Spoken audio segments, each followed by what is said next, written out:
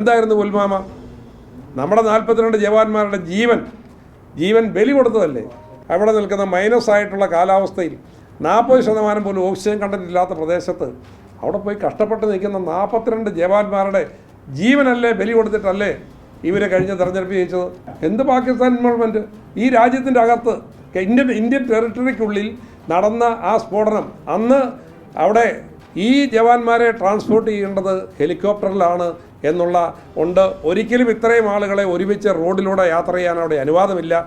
ആ മാനദണ്ഡങ്ങൾ അതിലംഘിച്ച് ഇവരെ പർപ്പസ്ഫുള്ളായി ഈ റൂട്ടിലോട്ട് വിടുകയും അവിടെ സ്ഫോടനം ഉണ്ടാകുകയും ഇവർ മരിക്കുകയും ചെയ്തു എന്നുള്ളതല്ലേ ഗവർണർ പറഞ്ഞത്? ആ സംസ്ഥാനം ഭരിച്ചിരുന്ന അന്ന് BJP നിയോഗിച്ചിരുന്ന ഗവർണറാണ് പറഞ്ഞത്. ഇത്രയും ഗുരുതരമായ ഒരു കുറ്റകൃത്യം ഒരു തെരഞ്ഞെടുപ്പ് ജയിക്കാൻ വേണ്ടി ചെയ്തവർ എന്തും ചെയ്യുമെന്ന് ഞങ്ങൾക്കറിയാം.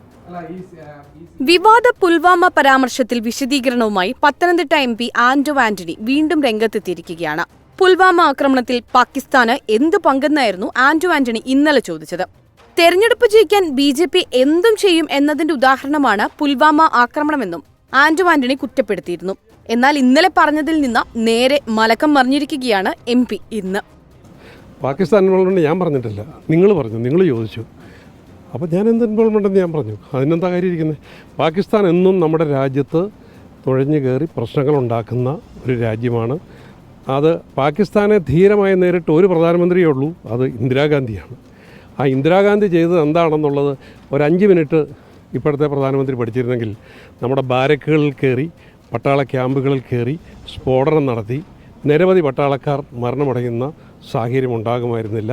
ഇന്ദിരാഗാന്ധി എന്ത് ചെയ്തു എന്നുള്ളത് പഠിക്കുന്നത് നല്ലതാണ്. അതേസമയം ആന്റോയുടെ പുൽവാമ പരാമർശം രാഷ്ട്രീയമായി ഉപയോഗിക്കാനുള്ള നീക്കത്തിലാണ് BJP.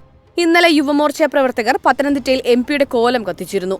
കൂടാതെ ആന്റോയുടെ പുൽവാമ പരാമർശത്തിന് മറുപടിയുമായി ഇടത് സ്ഥാനാർത്ഥി ഡോക്ടർ തോമസ് ഐസക്കും രംഗത്തെത്തി.